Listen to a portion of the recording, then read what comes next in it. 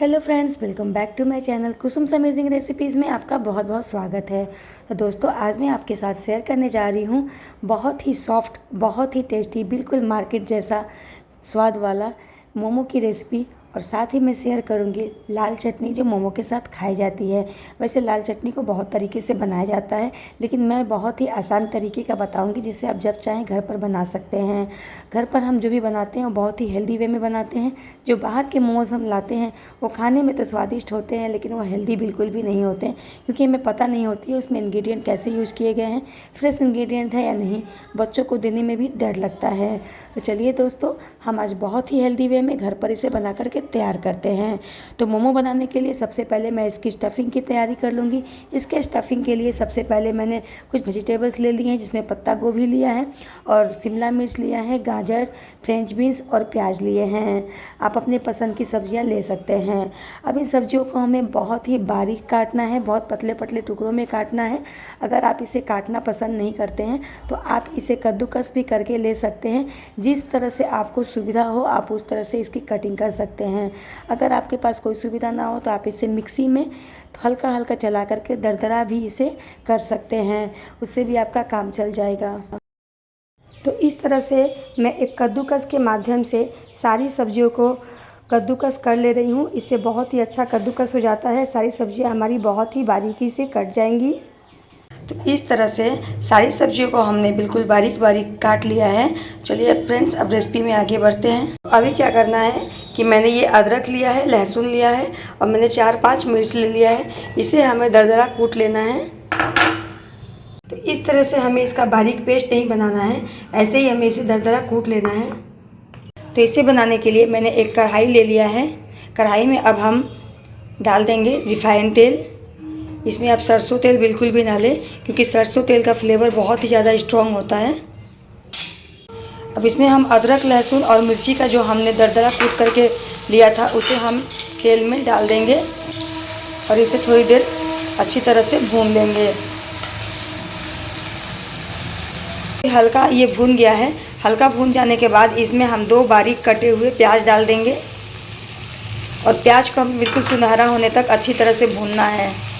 तो लहसुन और प्याज और अदरक जो हमने पेस्ट बनाया था वो अच्छी तरह से भून गया है। अब इसमें क्या करेंगे कि बारी बारी से सारी सब्जियों को हम ऐड कर देंगे।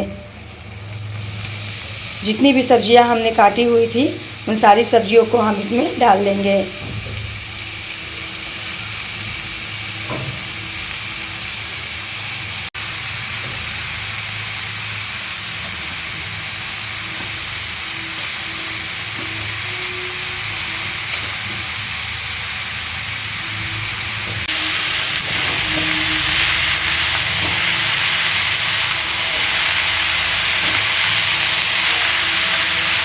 सब्जियां हमारी हल्की हल्की भून गई है।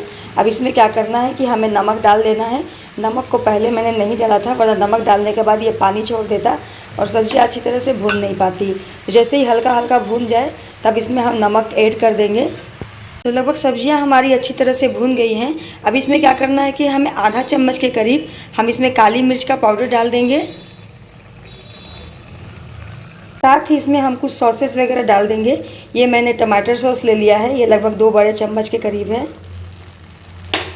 इसके बाद ये चिली सॉस ले लेंगे, ये भी 1 बड़ा चम्मच के करीब है। और फिर ये सोया सॉस ले लेंगे।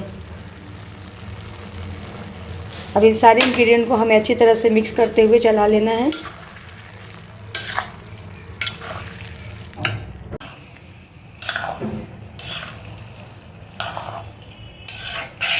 तो अभी फ्रेंड्स, सब्जियों में बहुत ज़्यादा पानी था, तो इसलिए इसे हमें सारे पानी को जलाना होगा। तब तक इसे बहुत अच्छी तरह से भून लेना है, ताकि इसमें जो जितना भी पानी है वो जल जाए और मसाला हमारा जो फिलिंग है वो बिल्कुल भुरभुरा बन करके तैयार हो जाए। जब तक हमारी फिलिंग तैयार हो रही है तब तक हम मोमोज़ के आटा लगा लेते हैं। तो इसके लिए मैंने करीब 400 ग्राम मैदा ले लिया है। अब इसी आटे में हमें 2 बड़े चम्मच के करीब रिफाइन ऑयल डाल लेना है। साथ ही अब इसमें हम डाल देंगे करीब ½ टीस्पून के करीब नमक मैंने इसमें डाला है। और अब इसमें हम चुटकी भर के करीब जो खाने वाला सोडा होता है वो इसमें डाल देंगे। इससे मोमोज हमारे बहुत फूले फूले बहुत ही अच्छे बनेंगे। सारे आटे को, सारे इंग्रेडिएंट को हमें अच्छी तरह से मिक्स कर लेना है। जो हमने इसमें सोडा डाला है, सोडा डालने से क्या होगा कि हमारे जो मोमोज़ बनेंगे बहुत ही सॉफ्ट बनेंगे। तो इस आटे को हमें, जैसे हम रोटी का आटा गूंथते हैं ना, बिल्कुल उस तरह से सॉफ्ट सा डो बना करके तैयार कर लेना है। तो इस तरह से हम एक सॉफ्ट सा डो बना करके तैयार कर लेंगे। जैसा हम रोटी के लिए आटा लगाते हैं ना, बिल्कुल वैसा हमें आटा लगाना है। तो चलिए दोस्तों, अब इसे हम ढक करके थोड़ी देर के लिए रेस्ट करने के लिए छोड़ देते हैं। तब ये देखिए दोस्तों, हमारा जो फिलिंग था वो बिल्कुल बन करके तैयार हो गया है। ये फिलिंग कितना अच्छा तैयार हुआ है। तो यहीं पे हम गैस को ऑफ कर देते हैं।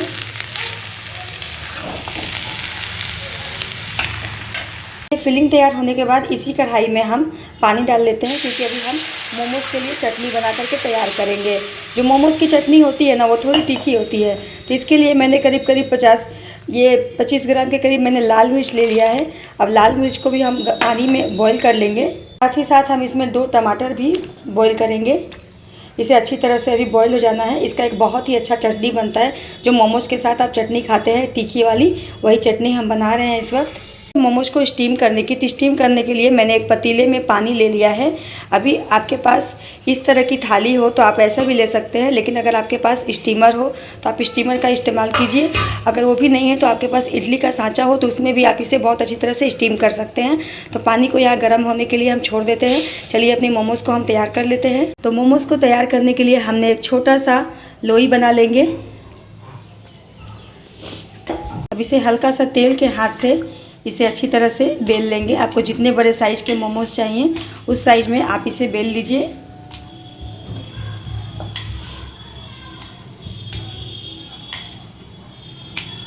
बिल्कुल पतले पतले शीट आपको बेल करके तैयार करने हैं। देखिए, इसकी बिल्कुल पतली सी शीट बन करके तैयार हो गई है।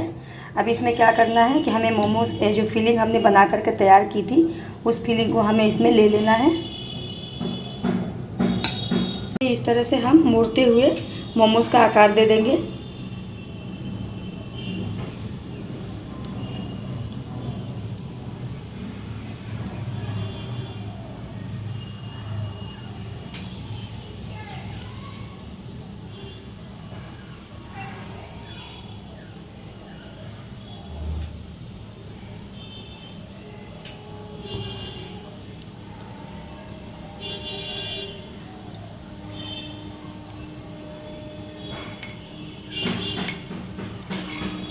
तो आप देख सकते हैं इस तरह से हम मोमो की बना करके तैयार कर लेंगे।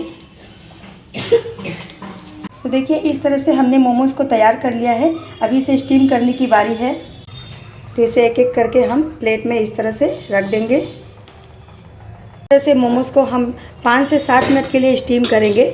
इसे हम ऊपर से एक थाली से ढक देते हैं ताकि ये अच्छी तरह से स्टीम हो पाए।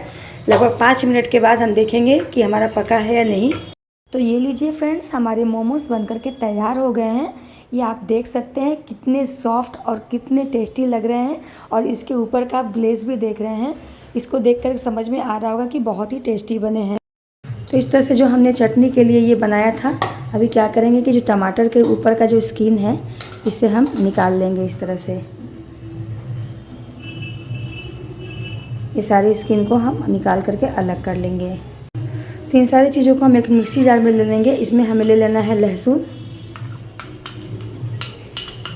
मैंने 1 पोट के करीब इसमें लहसुन लिया है।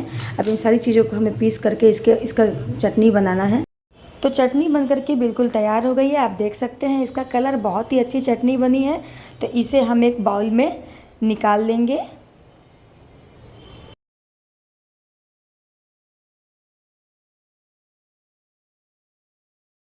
तो अभी क्या करना है कि इसमें हम स्वाद के अकॉर्डिंग नमक ऐड कर देंगे। इसे हम अब खट्टा फ्लेवर देने के लिए आप इसमें नींबू का भी इस्तेमाल कर सकते हैं, लेकिन मैं डाल रही हूँ बिल्कुल चाइनीज़ टेस्ट देने के लिए इसमें विनेगर। तो विनेगर आप जितना खट्टा चाहें उस हिसाब से डाल लीजिए। तो मैंने इसमें 2 चम्मच के करीब विनेगर ऐड किया है, और चटनी को अभी हमें बहुत अच्छी तरह से मिक्स कर लेना है। तो हमारी लाल चटनी बहुत ही आसान तरीके से बन करके तैयार हो गई है। तो चलिए अब इसकी अच्छी सी प्लेटिंग कर लेते हैं।